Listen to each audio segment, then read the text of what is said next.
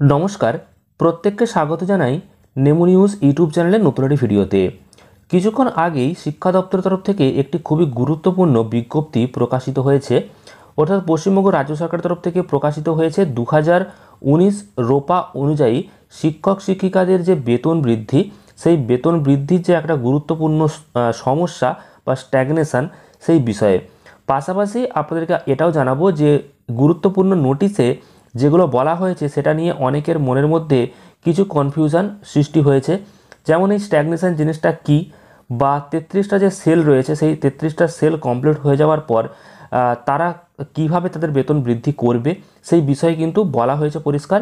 এছাড়াও সবথেকে গুরুত্বপূর্ণ যে বিজ্ঞপ্তি সেটা হচ্ছে এই নতুন বিজ্ঞপ্তিটিতে কি কি বিষয়ে আলোচনা করা হয়েছে, আর ডিডিওদের জন্য কি কি বিশেষ নির্দেশিকা দেওয়া হয়েছে পশ্চিমবঙ্গ রাজ্য সরকারের তরফ থেকে, সেই বিষয়গুলি আলোচনা করব। অর্থাৎ নোটিশে যেটা বলা হয়েছে সেটা আপনাদের সামনে একদম সহজভাবে বোঝানোর চেষ্টা করব। তো অবশ্যই মনোযোগ সহকারে ভিডিওটি শেষ পর্যন্ত দেখবেন।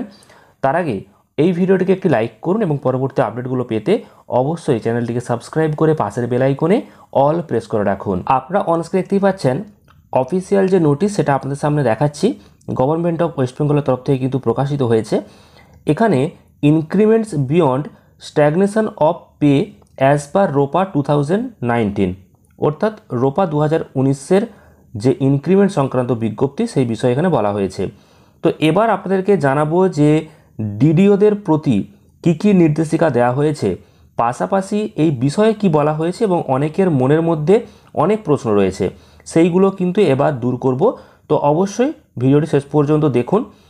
আপনাদেরকে একদম সহজ ভাষায় বুঝিয়ে দিচ্ছি যে শিক্ষকদের বেতন বৃদ্ধি সংক্রান্ত যে নতুন বিজ্ঞপ্তি, সেই বিজ্ঞপ্তি বা সেই বেতন বৃদ্ধি সংক্রান্ত যে নতুন সরকারের নোটিশ, সেই নোটিশে কি বলা হচ্ছে দেখুন। শিক্ষকদের বেতন বৃদ্ধি সংক্রান্ত নতুন বিজ্ঞপ্তি এবং সরকারের নতুন স্ট্যাগনেশন ইনক্রিমেন্ট কি বলা হয়েছে না, পশ্চিমবঙ্গ সরকারের রোপা 2019 অনুযায়ী শিক্ষকদের বেতন বৃদ্ধির ক্ষেত্রে একটি গুরুত্বপূর্ণ সমস্যা হলো স্থবিরতা বা স্ট্যাগনেশন। যখন একজন কর্মচারী তার পে ম্যাট্রিক্স লেভেলের শেষ সেলে পৌঁছে যান, তখন তার বার্ষিক বেতন কিন্তু বৃদ্ধিটা থেমে যায়। আর এই সমস্যার সমাধানের জন্য সম্প্রতি একটি নতুন বিজ্ঞপ্তি জারি করা হয়েছে, যা এই স্থবিরতা কাটাতে কিন্তু সাহায্য করবে। তো এই স্থবিরতা বা স্ট্যাগনেশনটা কি? রোপা 2019 অনুযায়ী প্রতিটি পে ম্যাট্রিক্স লেভেলে 33টা করে কিন্তু সেল রয়েছে। একজন কর্মচারী প্রতি বছর একটি করে ইনক্রিমেন্ট পেয়ে থাকেন, যার ফলে তিনি পে ম্যাট্রিক্সের একটি সেল থেকে পরেরটিতে যান।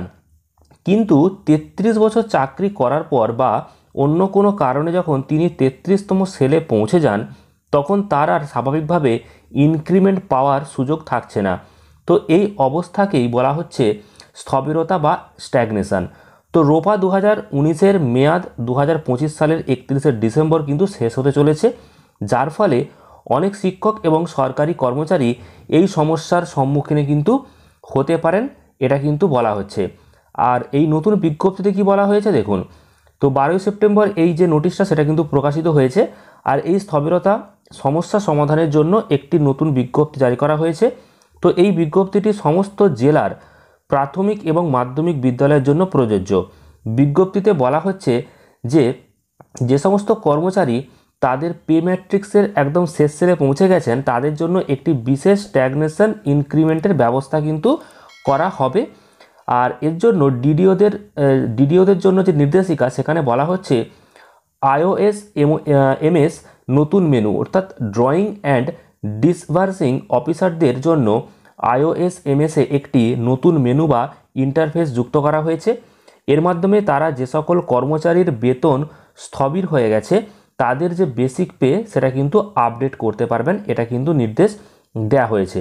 তো বেসিক পে আপডেটে কি বলা হচ্ছে, ডিডিওদের নির্দেশ দেওয়া হয়েছে যে যে সমস্ত কর্মচারী পে ম্যাট্রিক্সের একদম শেষ সেলে পৌঁছে গেছেন তাদের বেসিক পে নিয়ম অনুযায়ী স্ট্যাগনেশন ইনক্রিমেন্ট দিয়ে আপডেট করতে হবে। তারিখ উল্লেখ, এই ইনক্রিমেন্ট কবে থেকে কার্যকর হবে, কবে থেকে তা প্রাপ্য, সেই তারিখ স্পষ্টভাবে এবার কিন্তু উল্লেখ করতে হবে। তো এই বিজ্ঞপ্তিটার গুরুত্ব কি রয়েছে দেখুন। তো এই বিজ্ঞপ্তিটি সেই সমস্ত শিক্ষক ও সরকারি কর্মচারীদের জন্য একটি বড় স্বস্তির খবর, যারা তাদের চাকরি জীবনের একদম শেষ পর্যায়ে এসে বেতন বৃদ্ধির সুযোগ থেকে বঞ্চিত হচ্ছেন বা হতে যাচ্ছিলেন তাদের জন্য। এই উদ্যোগের ফলে তাদের আর্থিক সুরক্ষার পাশাপাশি কর্মস্পৃহাও কিন্তু বাড়বে বলে আশা করা যাচ্ছে। আর সরকারের এই পদক্ষেপটি কর্মীদের প্রতি তাদের যে দায়বদ্ধতারই একটা প্রতিফলন। এই বিজ্ঞপ্তিটির সঠিক বাস্তবায়নের মাধ্যমে কিন্তু 2019-এর স্থবিরতা সংক্রান্ত যে সমস্যা, সেই সমস্যাটার কিন্তু স্থায়ী সমাধান হবে বলে আশা করা যাচ্ছে। তো আপনাদেরকে বিজ্ঞপ্তিটা আরও একবার দেখিয়ে দিচ্ছে আপনাদের সুবিধার্থে, আপনারা কিন্তু দেখতে পারেন। এই বিজ্ঞপ্তিটিতে যেটা বলা হয়েছে সেটাই আপনাদের সাথে আলোচনা করলাম এতক্ষণ। তো আশা করি বুঝতে পেরেছেন। এই বিষয়ে আপনাদের যদি কোনো রকম কমেন্ট করার থাকে অবশ্যই কমেন্ট করবেন, আপনাদের মতামতটা জানাবেন। আর পরবর্তী গুরুত্বপূর্ণ আপডেটগুলো পেতে অবশ্যই চ্যানেলটিকে সাবস্ক্রাইব করে পাশের বেল আইকনে অল প্রেস করে রাখবেন। ধন্যবাদ।